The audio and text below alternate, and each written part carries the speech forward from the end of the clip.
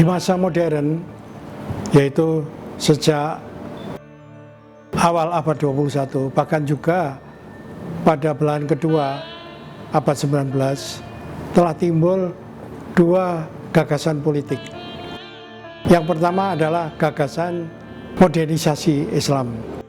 Yang kedua adalah gagasan kebangkitan Islam. Dua gagasan itu seringkali dicampur adukkan, seolah-olah substansi dari kebangkitan Islam itu adalah modernisasi Islam. Padahal dua hal itu adalah merupakan gejala yang sangat berbeda. Gagasan kebangkitan Islam itu pada dasarnya adalah kebangkitan yang bersumber dari gagasan-gagasan internal di kalangan para ulama dan cendekiawan Muslim sendiri.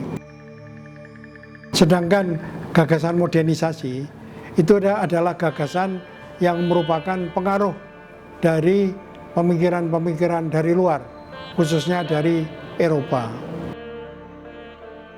Nah, dari segi kebangkitan, maka yang dimaksud dengan kebangkitan itu adalah membangkitkan kembali pemikiran politik atau sistem politik pada masa kejayaan Islam atau pada masa Islam masih murni.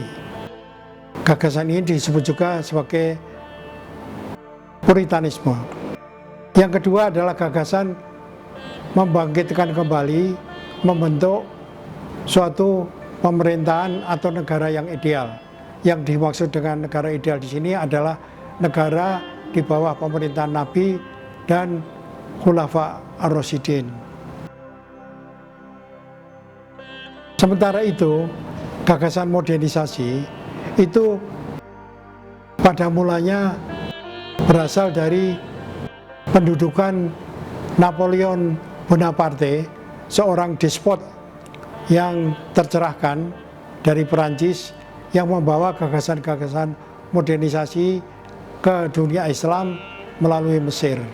Gagasan itu kemudian disambut oleh seorang wali Mesir dari kerajaan Turki Utsmani yang disebut Muhammad Ali. Muhammad Ali itu berpendapat bahwa kekuatan negara-negara Arab atau negara-negara Islam itu terletak pada dua faktor. Yang pertama adalah faktor kekuatan militer, sehingga kekuatan negara-negara itu bisa melawan dominasi dari imperialisme Barat. Yang kedua adalah kekuatan ilmu dan teknologi, sehingga karena itu maka Muhammad Ali mengembangkan ilmu pengetahuan dengan cara menerjemahkan berbagai karya-karya ilmu pengetahuan dari Eropa dan kemudian menerapkan gagasan-gagasan itu di dalam perkembangan ekonomi. Jadi ide modernisasi yang dibawa oleh Muhammad Ali itu pada dasarnya ada dua. Yang pertama adalah militerisme. Ini merupakan penerusan dari despotisme abad pertengahan. Yang kedua adalah gagasan penerapan ilmu pengetahuan untuk mengembangkan ekonomi, kekuatan ekonomi.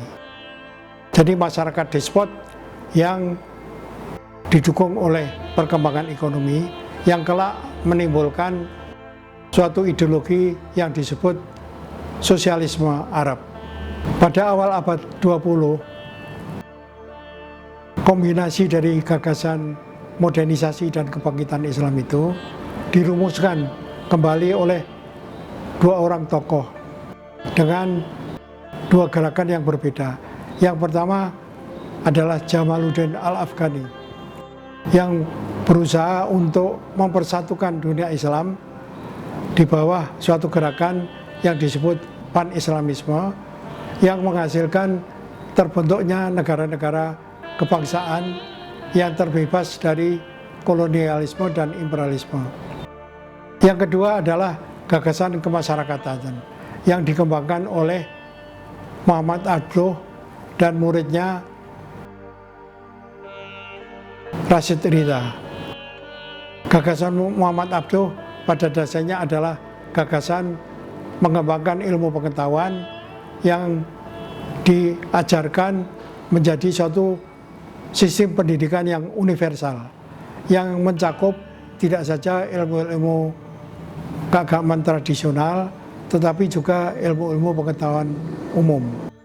Dan ini kemudian diterjemahkan lebih lanjut dengan versi gagasan Rasyid Ridha, yaitu kebangkitan sistem kekhalifahan pada masa Nabi dan Khulafa ar-Rasyidin.